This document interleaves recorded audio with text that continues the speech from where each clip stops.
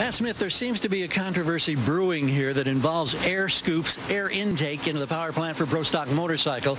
Do the Harley-Davidson gang and the Screaming Eagles have an advantage in your mind?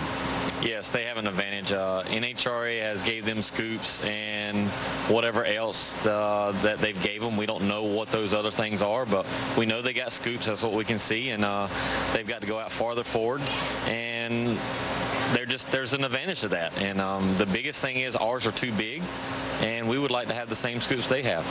So what do you do about this? There's nothing we can do. We've talked to Glenn Gray for 6 years. We've tried to get smaller scoops, and they won't allow it. But they can come out and change scoops after one race or two races or as many times they want until they get their stuff right, but we can't do anything. What is the advantage to a smaller scoop? In my mind, logically, it would seem like the more air you pump in there, the better it would be. Well, the biggest problem is our scoops are too big. They were designed back in 2002, and they were just built wrong at the beginning of that. The big problem is we've had two scoops on our bike, and if you combine both those scoops, they're bigger than a pro stock car hood scoop, and they're 500 cubic inch motor, and we run 160. So logically, that tells you right there we get too much air in there. It acts as a parachute, and it slows us down. So it creates resistance rather than being beneficial. Is that correct? Yeah, it creates resistance. I mean, the motor can't suck in that much air, and you know, it's too much air going in. And ultimately, the scoop has created controversy.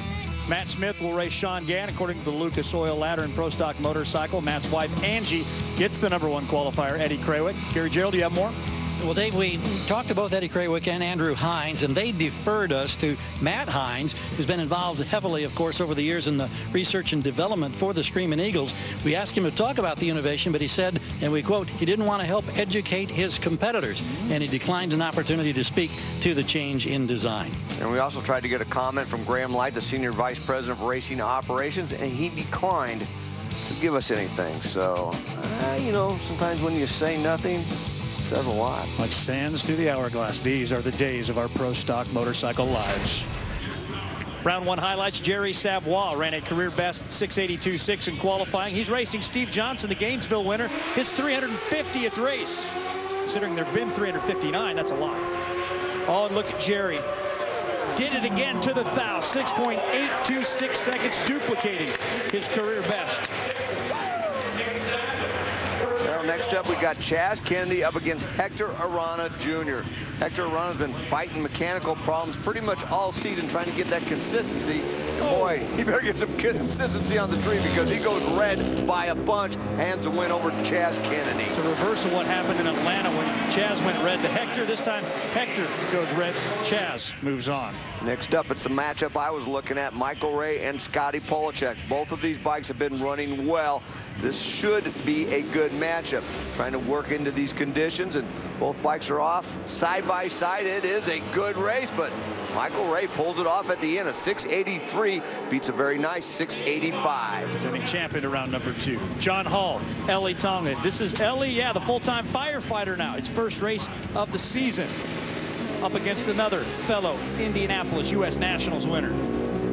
John Hall, the only rider to go to the semis or better in each of the first 3 motorcycle races. He's into round 2 with a career best, 6.800 second elapsed time. Next up, it's Matt Smith on the right side of your screen running the Nitro Fish colors against Sean Gann riding his Batman suit.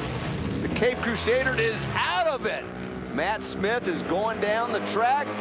Oh, and he makes a nice run. A 683 at 196 will advance him to the second round. He won't be happy up in Gotham, I can tell you about that. Hector Arana Jr. was scheduled to go up against the Suzuki of Jimmy Underdahl. Jimmy didn't make the call, but here is Junior, the quickest Buell rider now, courtesy of his 677.2 in qualifying. The second quickest ever pass.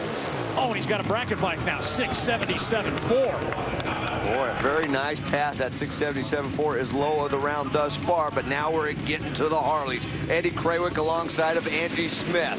Oh, Angie is late by 1/10 of a second. This should be a walk for an Eddie. Let's see what the number is. Oh, good run, but not great. 679 at 197 miles per hour will get him the win. Well, it was Andrew Hines that ran 199.23, the second fastest speed in history. And he's going to get a single into the second round because Adam Arana couldn't get the bike started.